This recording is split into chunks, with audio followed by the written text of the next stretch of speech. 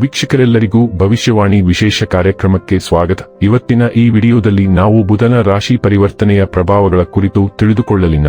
ವೀಕ್ಷಕರೇ, ಬುಧವು ಚಂದ್ರನ ನಂತರ ನಮ್ಮ ಸೌರವ್ಯೂಹದಲ್ಲಿ ಅತ್ಯಂತ ಚಿಕ್ಕದಾದ ಮತ್ತು ವೇಗವಾಗಿ ಚಲಿಸುವ ಗ್ರಹವಾಗಿದೆ. ಇದು ನಮ್ಮ ಬುದ್ಧಿವಂತಿಕೆ, ಸ್ಮರಣೆ ಮತ್ತು ಕಲಿಕೆಯ ಸಾಮರ್ಥ್ಯವನ್ನು ಪ್ರತಿನಿಧಿಸುತ್ತದೆ. ಇದು ನಮ್ಮ ಪ್ರತಿವರ್ತನೆಗಳು, ನರಮಂಡಲ, ನಮ್ಯತೆ, ಮಾತು, ಭಾಷಾ ಸಂವಹನ, ಲಿಖಿತ ಅಥವಾ ಮೌಖಿಕ ಮತ್ತು ಸಂಖ್ಯೆಗಳಿಗೆ ಸಂಬಂಧಿಸಿದ ಯಾವುದನ್ನಾದರೂ ನಿಯಂತ್ರಿಸುತ್ತದೆ. ಬಲವಾದ ಬುಧವು ಅಗತ್ಯವಾದ ಜೀವನ ತೃಪ್ತಿ, ಉತ್ತಮ ಆರೋಗ್ಯ ಮತ್ತು ಬಲವಾದ ಮನಸ್ಸನ್ನು ಒದಗಿಸುತ್ತದೆ.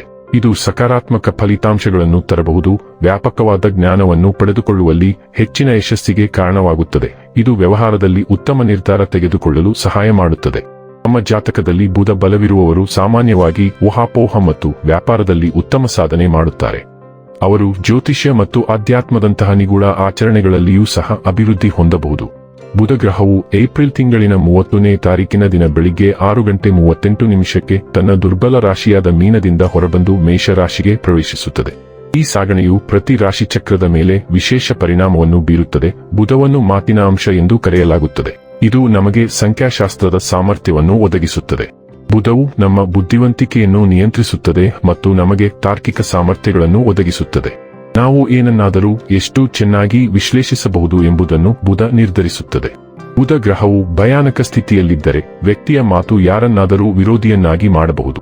ಮತ್ತೊಂದೆಡೆ ಬುಧವು ಉತ್ತಮ ಸ್ಥಾನದಲ್ಲಿದ್ದರೆ ಒಬ್ಬ ವ್ಯಕ್ತಿಯು ತನ್ನ ಸುಂದರವಾದ ಪದಗಳನ್ನು ಇತರರನ್ನು ತನ್ನದಾಗಿಸಿಕೊಳ್ಳಬಹುದು.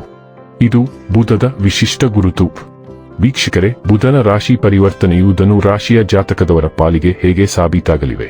ಯಾವೆಲ್ಲ ಪ್ರಭಾವಗಳು ಇಲ್ಲಿ ನಿಮಗೆ ಲಭಿಸಲಿವೆ ಮತ್ತು ಯಾವ ವಿಷಯವಾಗಿ ಇಲ್ಲಿ ನೀವು ಎಚ್ಚರಿಕೆ ವಹಿಸಬೇಕು ಅನ್ನೋದನ್ನ ನೋಡೋಣ. ಮಾಹಿತಿ ತಿಳಿದುಕೊಳ್ಳುವುದಕ್ಕೂ ಮುನ್ನ ನಮ್ಮ ವಿನಂತಿ ಎಂದರೆ, ನೀವಿನ್ನೂ ನಮ್ಮ ಚಾನೆಲ್ ಸಬ್ಸ್ಕ್ರೈಬ್ ಮಾಡಿಲ್ಲವೆಂದರೆ ದಯವಿಟ್ಟು ಈಗಲೇ ನಮ್ಮ ಚಾನೆಲ್ ಸಬ್ಸ್ಕ್ರೈಬ್ ಮಾಡಿ. ಜತೆಗೆ ನಿರಂತರ ವಿಡಿಯೋ ಅಪ್ಡೇಟ್ಸ್ಗಳಿಗಾಗಿ ಪಕ್ಕದ ಬೆಲ್ ಐಕಾನ್ ಕ್ಲಿಕ್ ಮಾಡಿ. ವೀಕ್ಷಕರೇ, ಧನು ರಾಶಿಯವರಿಗೆ ಶಿಕ್ಷಣ, ಪ್ರೇಮ ಮತ್ತು ಸೃಜನಶೀಲತೆ ಕ್ಷೇತ್ರಗಳಲ್ಲಿ ಪ್ರಗತಿ ಕಂಡುಬರುತ್ತದೆ. ಹೊಸ ಕೌಶಲ್ಯಗಳನ್ನು ಕಲಿಯಲು ಇದು ಉತ್ತಮ ಸಮಯ. ನಿಮ್ಮ ಕಠಿಣ ಪರಿಶ್ರಮದ ಪ್ರತಿಫಲವನ್ನು ಪಡೆಯುವ ಸಮಯ ಈಗ ಬಂದಿದೆ. ನಿಮ್ಮ ಪ್ರಯತ್ನಗಳ ಪರಿಣಾಮವು ಗೋಚರಿಸಲು ಪ್ರಾರಂಭವಾಗುತ್ತದೆ. ನಿಮ್ಮ ನಿಲುವು ಬಲಗೊಂಡಂತೆ ನೀವು ಸರಿಯಾಗಿ ಅರ್ಹವಾದ ಪ್ರತಿಷ್ಠೆ ಮತ್ತು ಮನ್ನಣೆಯನ್ನು ಪಡೆಯುತ್ತೀರಿ.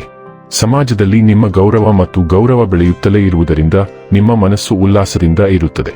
ಧನು ಲಗ್ನದ ಸ್ಥಳೀಯರೇ, ಬುಧನು ನಿಮ್ಮ ಮದುವೆ, ಸಂಬಂಧ, ಪಾಲುದಾರಿಕೆಗೆ 7ನೇ ಅಧಿಪತಿ. ಬುಧನು ನಿಮ್ಮ 10ನೇ ಮನೆ, ಕೆಲಸ, ವೃತ್ತಿಗಳು, ವೃತ್ತಿ, ಸಮಾಜದಲ್ಲಿ ನಿಮ್ಮ ಕಾರ್ಯಗಳು, ನಿಮ್ಮ ವ್ಯವಹಾರ, ನೀವು ಹೊಂದಿರುವ ಕೆಲಸವನ್ನು ಸಹ ಆಳುತ್ತಾನೆ. ಬುಧ ಇಲ್ಲಿ 2 ಪಾತ್ರಗಳನ್ನು ವಹಿಸುತ್ತದೆ. ಇದು ನಿಮಗೆ ಹೆಚ್ಚಿನ ಪ್ರಾಮುಖ್ಯತೆಯನ್ನು ಹೊಂದಿರುವ 2 ಕೇಂದ್ರ ಮನೆಗಳನ್ನು ಆಳುತ್ತದೆ. ಮತ್ತು ಈಗ ಅದು ಮೇಷರಾಶಿಯಲ್ಲಿ 5ನೇ ಮನೆಯಲ್ಲಿ ಸಾಗುತ್ತದೆ. ಬುಧನು 5ನೇ ಮನೆಯಲ್ಲಿ ಉತ್ತಮವಾಗಿ ಕಾರ್ಯನಿರ್ವಹಿಸುತ್ತಾನೆ. 5ನೇ ಮನೆ ನಿಮ್ಮ ಭವಿಷ್ಯ, ನಿಮ್ಮ ಮಕ್ಕಳು, ನಿಮ್ಮ ಶಿಕ್ಷಣ, ಬೇಷರತ್ತಾದ ಪ್ರೀತಿ ಮತ್ತು ಪ್ರಣಯ ಸಂಬಂಧಗಳನ್ನು ಪ್ರತಿನಿಧಿಸುತ್ತದೆ. ಮೇಷ ರಾಶಿಯಲ್ಲಿನ ಈ ಬುಧ ಸಂಚಾರವು ನಿಮ್ಮ ಕೆಲಸದಲ್ಲಿ ಒಂದು ರೀತಿಯ ಪ್ರಗತಿಯನ್ನು ಪಡೆಯುವುದರೊಂದಿಗೆ ನೇರವಾಗಿ ಸಂಬಂಧ ಹೊಂದಿರಲಿದೆ. 5ನೇ ಮನೆಯಲ್ಲಿ 10ನೇ ಅಧಿಪತಿ ಸಾಗುವುದರಿಂದ ನಿಮ್ಮ ವೃತ್ತಿಪರ ಕೌಶಲ್ಯಗಳನ್ನು ಸುಧಾರಿಸಲು ನೀವು ಕೆಲವು ತರಬೇತಿ ಕಾರ್ಯಕ್ರಮ ಅಥವಾ ಕ್ರ್ಯಾಶ್ ಕೋರ್ಸ್ಗೆ ಒಳಗಾಗಬಹುದು ಎಂದು ಸೂಚಿಸುತ್ತದೆ. 5ನೇ ಮನೆಯಲ್ಲಿ 7ನೇ ಅಧಿಪತಿ ಸಾಗಣೆಯು ತಮ್ಮ ಸಂಗಾತಿಯೊಂದಿಗೆ ವಿವಾಹವಾಗಲು ಯೋಜಿಸುತ್ತಿರುವ ಧನು ರಾಶಿ ಪ್ರೇಮ ಪಕ್ಷಿಗಳಿಗೆ ಅನುಕೂಲಕರವಾಗಿದೆ. ಮತ್ತೊಂದೆಡೆ ವಿವಾಹಿತ ಸ್ಥಳೀಯರು ಹೆಚ್ಚುವರಿ ವೈವಾಹಿಕ ವ್ಯವಹಾರಗಳಲ್ಲಿ ಭಾಗಿಯಾಗುವ ಸಾಧ್ಯತೆಗಳಿವೆ. ಆದ್ದರಿಂದ ಈ ಸಂಚಾರದ ಪ್ರಯೋಜನಕಾರಿ ಪರಿಣಾಮವನ್ನು ನೀವು ಕಳೆದುಕೊಳ್ಳಬಹುದು. ಆದ್ದರಿಂದ ನೀವು ನಿಮ್ಮ ಕ್ರಿಯೆಗಳ ಬಗ್ಗೆ ಜಾಗರೂಕರಾಗಿರಬೇಕು. ಧನು ರಾಶಿಯ ವಿದ್ಯಾರ್ಥಿಗಳಿಗೆ, ವಿಶೇಷವಾಗಿ ಗಣಿತ ಅಥವಾ ಯಾವುದೇ ಭಾಷಾ ಕೋರ್ಸ್ಗಳನ್ನು ಕಲಿಯುತ್ತಿರುವವರಿಗೆ ಇದು ಅನುಕೂಲಕರ ಸಂಚಾರವಾಗಿರುತ್ತದೆ. ಬುಧನು ನಿಮ್ಮ 11ನೇ ಮನೆಯ 7ನೇ ಅಂಶದಿಂದ ನೋಡುವುದರಿಂದ ಆದಾಯದಲ್ಲಿ ಏರಿಕೆ ಅಥವಾ ಸ್ಥಾನಮಾನದಲ್ಲಿ ಏರಿಕೆ ಸಿಗುತ್ತದೆ. ಆರ್ಥಿಕ ದೃಷ್ಟಿಕೋನದಿಂದ ಇದು ನಿಮಗೆ ಸಾಕಷ್ಟು ಅನುಕೂಲಕರ ಸಂಚಾರವಾಗಬಹುದು. ಇನ್ನು ಕೊನೆಯದಾಗಿ ಈ ದಿನ ಮಾಡಿಕೊಳ್ಳಬೇಕಾದ ಉಪಾಯಗಳ ಕುರಿತು ನೋಡುವುದಾದರೆ, ಪ್ರತಿದಿನ ಹಸುಗಳಿಗೆ ಹಸಿರು ಮೇವನ್ನು ನೀಡಿ. ವೀಕ್ಷಕರೇ, ಇದಾಗಿತ್ತು ಧನು ರಾಶಿಯ ಜಾತಕದವರ ಬುಧನ ರಾಶಿ ಪರಿವರ್ತನೆಯ ಫಲದ ಮಾಹಿತಿ ಇಷ್ಟವಾದರೆ ವಿಡಿಯೋವನ್ನು ಲೈಕ್ ಮತ್ತು ಶೇರ್ ಮಾಡಿ. ಹಾಗೆ ಚಾನೆಲ್ ಸಬ್ಸ್ಕ್ರೈಬ್ ಮಾಡುವುದರ ಜೊತೆಗೆ ನಿರಂತರ ವಿಡಿಯೋ ಅಪ್ಡೇಟ್ಸ್ಗಳಿಗಾಗಿ ಪಕ್ಕದ ಬೆಲ್ ಐಕಾನ್ ಕ್ಲಿಕ್ ಮಾಡಿ.